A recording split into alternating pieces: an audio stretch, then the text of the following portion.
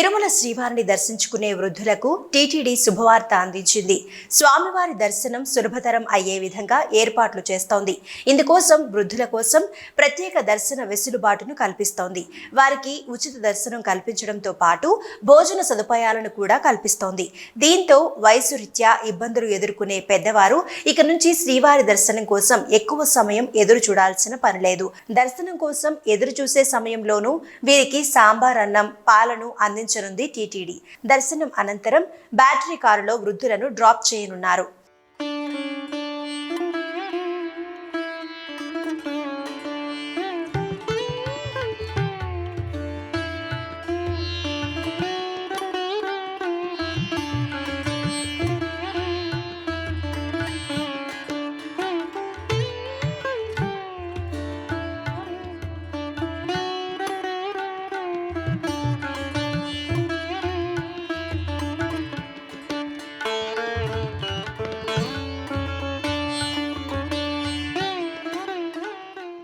తిరుమల శ్రీవారిని పలువురు ప్రముఖులు దర్శించుకున్నారు.